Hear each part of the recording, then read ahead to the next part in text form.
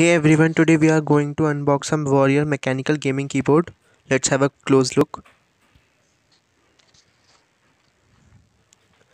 So let's start. Keyboard का box तो बहुत अच्छा है। इसके ऊपर एक हैंडल भी आता है। ये कीबोर्ड बहुत हैवी है, ये 1 kg का है और इसकी जो वायर है वो बेडेड केबल वायर है और इसके USB हाई क्वालिटी USB है। अभी मैं आपको इसकी टाइपिंग साउंड भी सुनाऊंगा जब एक बार कीबोर्ड निकाल लेते हैं।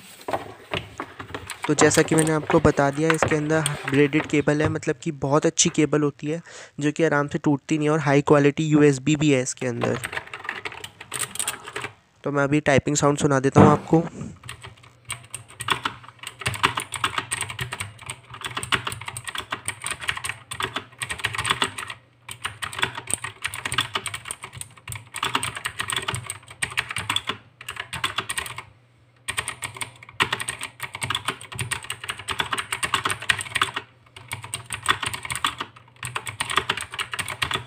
Let's have another close look.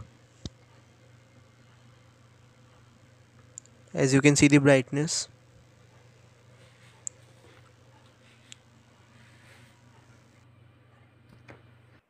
Their pretty logo.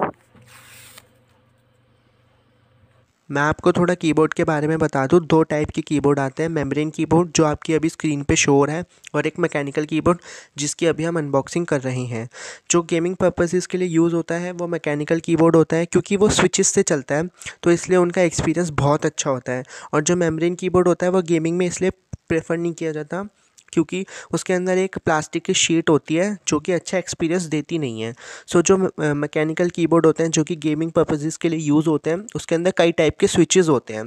तो जो स्विचेस इस कीबोर्ड के अंदर यूज़ करे गए हैं वो उबंटू स्विचेस हैं।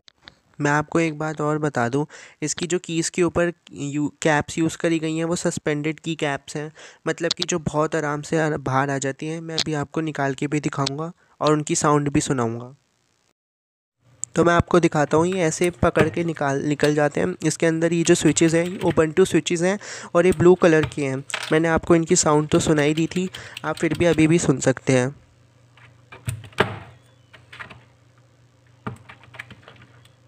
और ये बहुत ही आराम से निकल जाते हैं।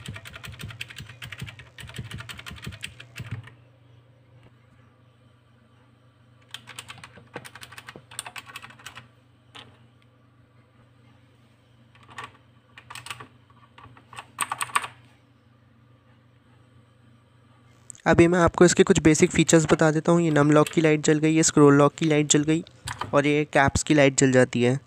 ये तो हो गए बेसिक फ़ीचर्स। अब मैं आपको इसकी लाइटनिंग के फ़ीचर्स बताऊँगा। इसके जो लाइटनिंग इफ़ेक्ट है वो FN कीज़ से कंट्रोल होते हैं, और FN की प्लस ये 6 कीज़।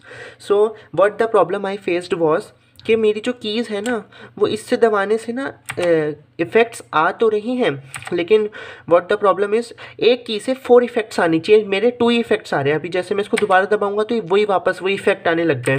ये 2 इफ़ेक्ट्स ही हैं पर की, तो ऐसा होना नहीं चाहिए था। और जो मेरी FN की है ना वो हर एक की के साथ अच्छे से काम नहीं कर रही है। जैसे इन्हें बोला था FN प्लस एंड दबाने से भी आपका पैटर्न चेंज होगा, वो पैटर्न चेंज नहीं हो रहा है। और पेज डाउन से भी हो रहा है तो सिंपल वापस वही पैटर्न आ गया। और एक ये पैटर्न है जिससे आप जो भी की दबाओगे वहाँ पे लाइट जल जाएगी, और वापस वही आ गया। हर एक की में ना 4 पैटर्न्स हैं, अब वो भी नहीं आ रहे हैं। और आप ना इनका मोड भी चेंज कर सकते थे, ऐसा इनने बताया था। FN+1 दबा के आपका गेमिंग मोड आ जाएगा, 2 में टाइपिंग, 3 में, ऐसे अलग अलग मोड्स थे till 9। So what the problem I faced, इसमें ये भी नहीं काम कर रहा है। तो आप ना लेने से पहले एक बार आप बिल्कुल चेक कर लें कि आपकी FN की सारे उनके साथ काम कर रही है या नहीं।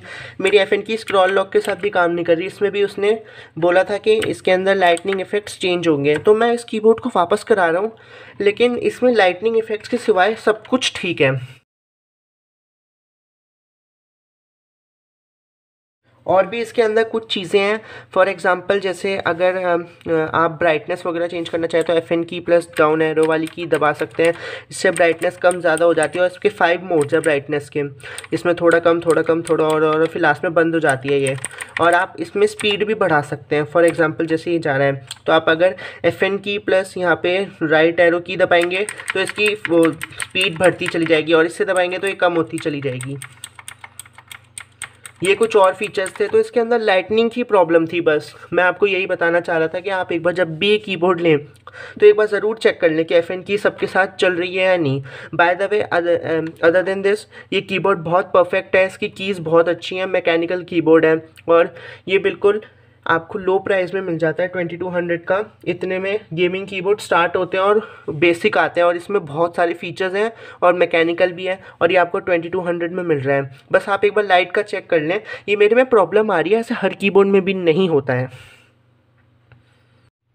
इसमें और भी कई सारे फीचर्स अवेलेबल हैं, जैसे आप F1 की के साथ भी कई सारे फीचर्स हैं। जैसे आप F1 की दबाएंगे तो आपका इसमें ये वाला पैनल खुल जाएगा, सर्च पैनल, और इसके अंदर आप वीडियो को प्ले आगे बढ़ा सकते हैं, पीछे कर सकते हैं, प्ले पॉज, और ये हेडफोन्स की कंट्रोल भी कर सकते हैं आप यहाँ से। और भी कई सारे फीचर्स इसमें अवेलेबल होते हैं। अगर आप मेरा पर्सनल एक्सपीरियंस पूछेंगे कीबोर्ड ख़रीदने में, तो मैं आपको एक चीज़ बताना चाहूँगा, हर एक प्राइस रेंज में अलग अलग कीबोर्ड आता है। फॉर एग्जांपल, अगर आपका बजट 1000 रुपीज़ का है तो उसमें कोई और कीबोर्ड आएगा जो बहुत अच्छा है। 2000 का है तो कोई और अच्छा कीबोर्ड आएगा।